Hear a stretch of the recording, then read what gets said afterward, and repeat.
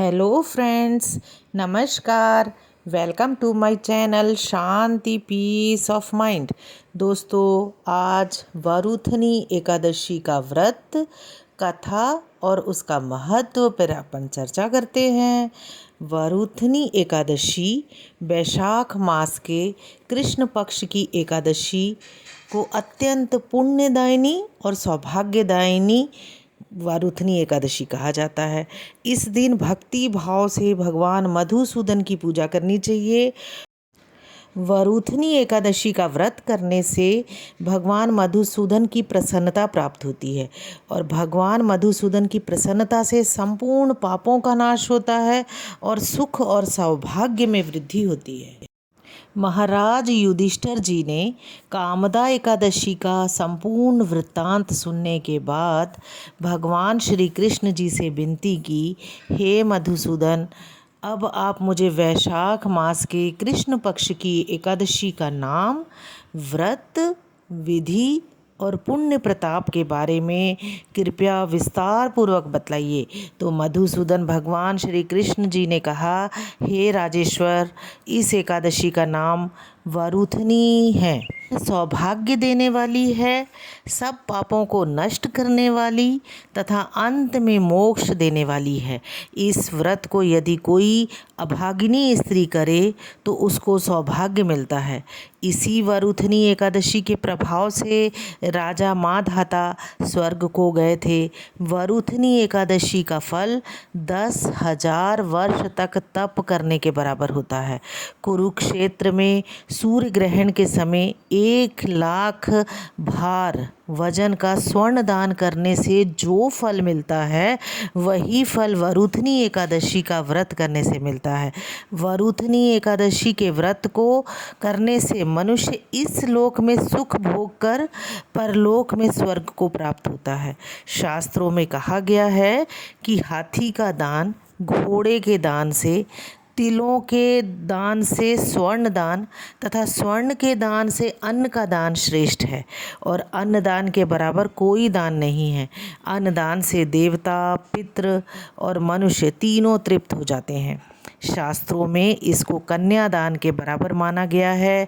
वरुथनी एकादशी के व्रत से अन्न दान तथा कन्यादान दोनों के योग के बराबर फल मिलता है।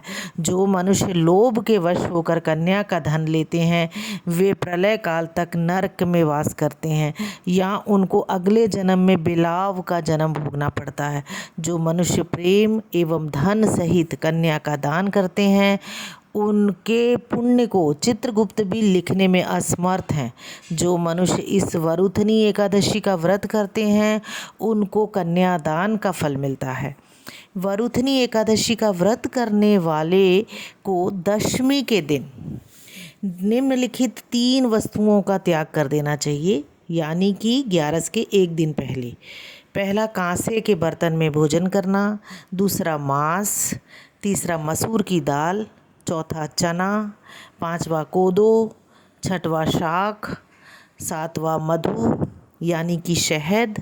और दूसरे का अन्न मतलब दूसरों से अन्न लेना। दूसरी बार भोजन करना मतलब एक दिन पहले आपको एक दिन भोजन करना है। और 10वां है स्त्री प्रसंग। व्रत करने वाले दिन जुआ नहीं खेलना चाहिए तथा शयन भी नहीं करना चाहिए। उस दिन पान खाना, दातून करना, दूसरों की निंदा करना तथा चुगली करना एवं पापी मनुष्यों के साथ बातचीत करना सब त्याग देना चाहिए। उस दिन क्रोध तथा मिथ्या भाषण भी नहीं करना चाहिए। हे राजन, जो मनुष्य विधिवत इस एकादशी का व्रत करते हैं, उनको स्वर्गलोक की प्राप्ति होती है। अतः प्रत्येक मनुष्य को ये व्रत अवश्य करना चाहिए तथा पापों से डरना चाहिए। इस व्रत के महात्म्य को पढ़ने तथा सुनने मात्र से 1,000 गौदान का फल मिलता है और इसका फल गंगा स्नान के फल से भी अधिक है। दोस्तों, इस दिन अगर मौन रहकर व्रत करें तो और भी अच्छा है। हाँ दोस्तों, अगर अभी तक आपने मेरे चैनल को सब्सक्राइब नहीं किया है तो सब्सक्राइब कीजिए, इसे लाइक कीजिए और अपने दोस्तों में भी शेयर कीजिए ताकि वो भी इसका लाभ प्राप्त कर सकें और मैं बहुत अच्छी अच्छी जानकारी आपके पास लेकर सदैव आती रहूँगी।